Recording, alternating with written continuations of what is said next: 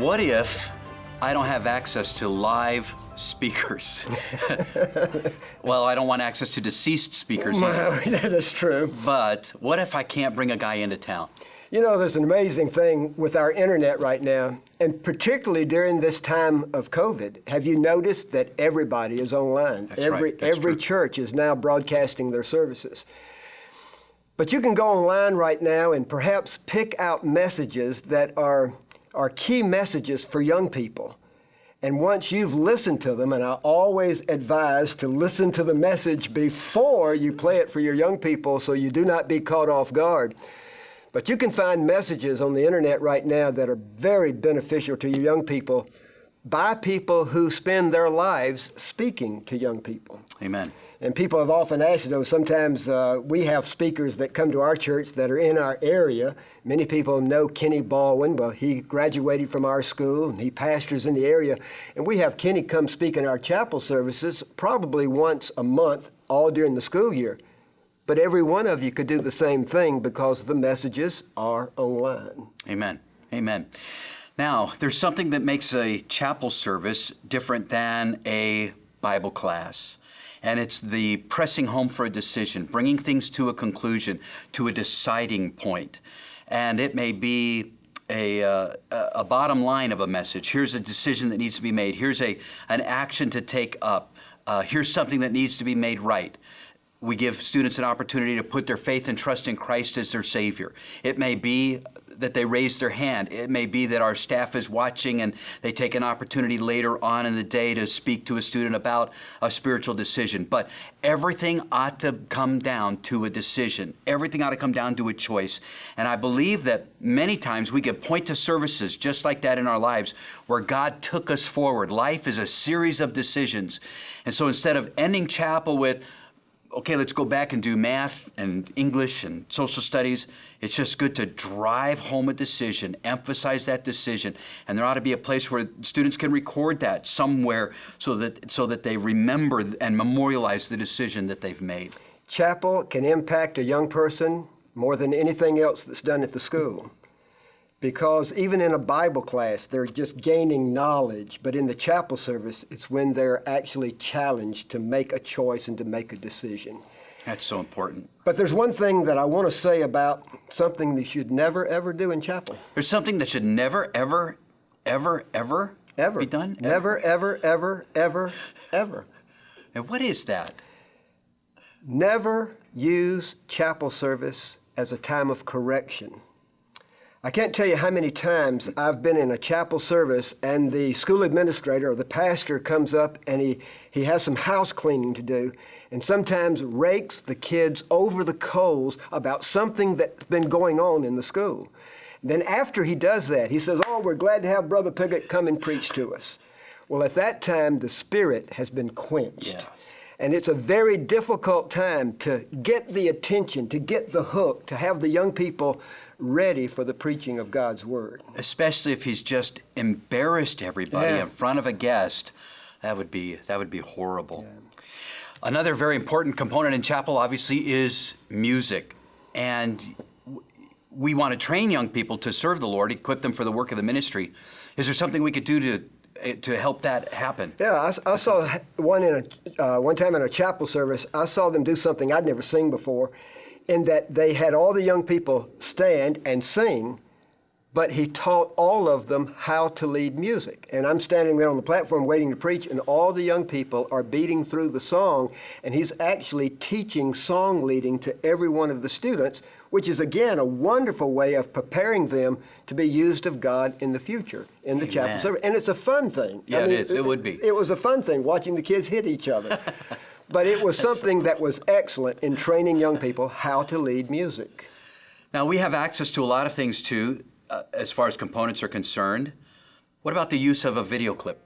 Well, you know, if you search the internet, there are so many things that can be used. And I ran across one number of years ago by Admiral McRaven. And if you've not used it in your school, it is an excellent clip, and it's called Make Your Bed. Now, if you were to listen to the entire message, he gives 10 things for young people to remember that are important for life. But the first one was Make Your Bed video. And let's watch that right now and see the importance that it can have for your young people right now. To me, basic SEAL training was a lifetime of challenges crammed into 6 months. So here are the 10 lessons I learned from basic SEAL training that hopefully will be of value to you as you move forward in life. Every morning in SEAL training, my instructors, who at the time were all Vietnam veterans, would show up in my barracks room, and the first thing they'd do was inspect my bed. If you did it right, the corners would be square, the covers would be pulled tight, the pillow centered just under the headboard, and the extra blanket folded neatly at the foot of the rack. It was a simple task, mundane at best, but every morning we were required to make our bed to perfection. It seemed a little ridiculous at the time, particularly in light of the fact that we were aspiring to be real warriors, tough, battle-hardened SEALs. But the wisdom of this simple act has been proven to me many times over.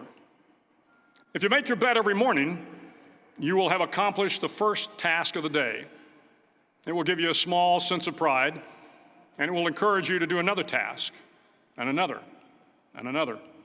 And by the end of the day, that one task completed will have turned into many tasks completed. Making your bed will also reinforce the fact that the little things in life matter. If you can't do the little things right, you'll never be able to do the big things right. And if by chance you have a miserable day, you will come home to a bed that is made, that you made. And a made bed gives you encouragement that tomorrow will be better. So if you want to change the world, start off by making your bed. So you see General McRaven with a simple statement: if you want to change the world, make your bed.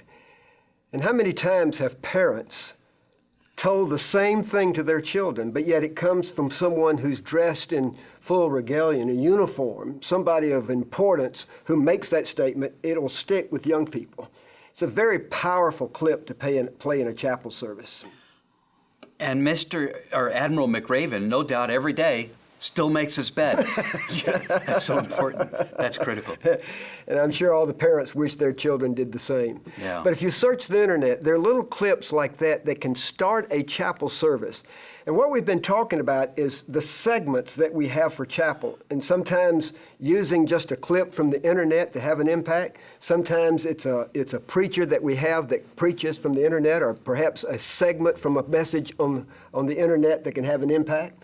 Sometimes the segments are segments of singing, but also talk about A.C.E.'s right, the character traits. traits. We have 90 different character traits that A.C.E. gives us. They're mentioned in the paces, they're taught in the paces, and chapel gives another opportunity to emphasize those.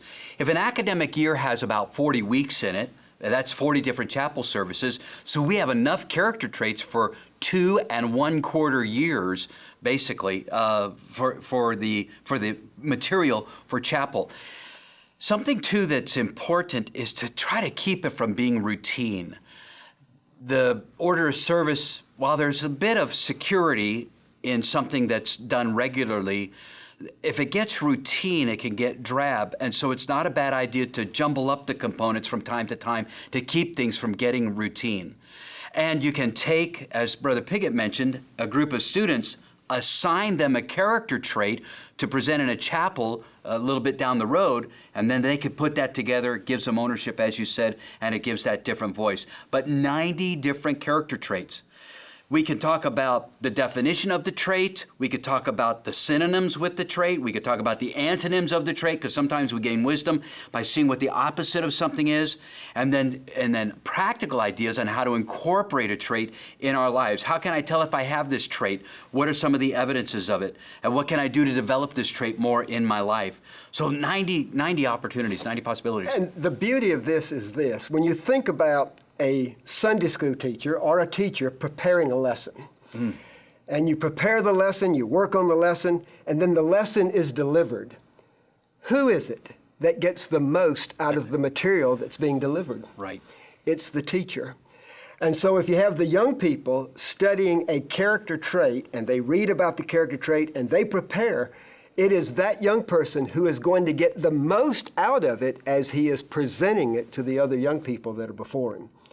Now, in a homeschool situation, people may wonder, what, should I have chapel as a home educator? How do I get speakers in? How do I put this together? Can I have chapel as a home educator? What do you think? Well, I have 7 grandchildren. My son is a pastor in Southern California, and I asked him one day, are you having chapel services for your children? Now, we all have devotions for our children and so forth, but sometimes that's not a time where decisions are made.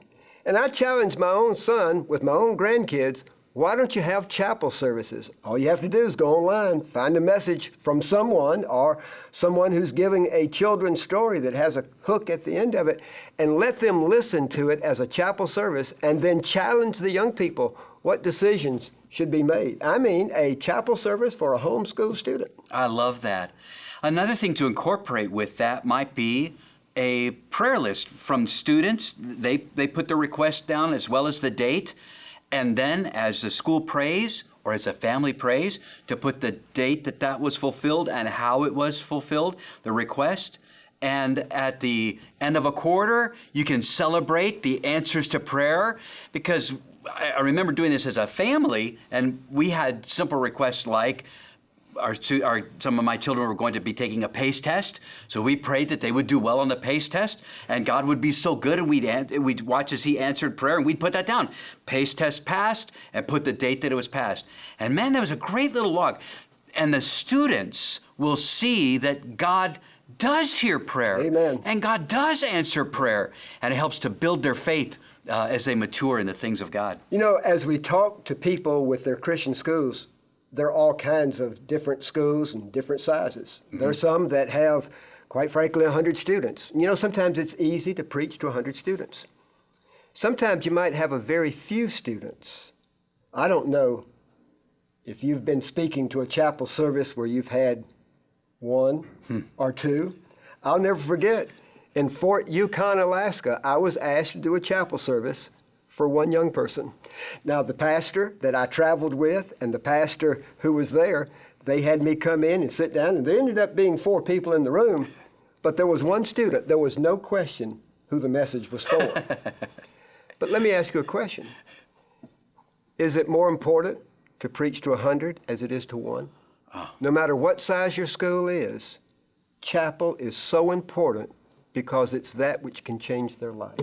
Well, and A.C.E. says we are reaching the world. We are reaching the world one child at a time. Well, let's close our session with a word of prayer. Let's do that.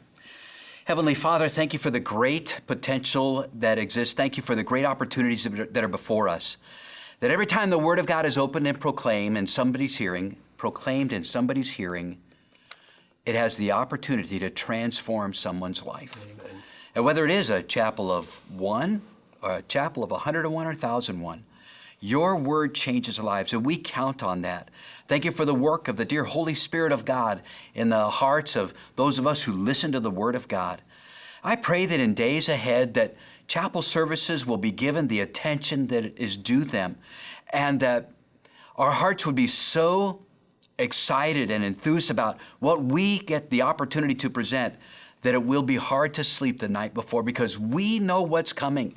And we're excited about the possibility of somebody's life being transformed. We're excited about the possibility of somebody coming to know Jesus Christ as his or her Savior. Thank you for the delight of serving you. Thank you for the delight of knowing you. And we look forward to hearing what you're doing in chapel services in the days ahead. In Jesus' name we pray. Amen. Amen. May chapel be great. Amen.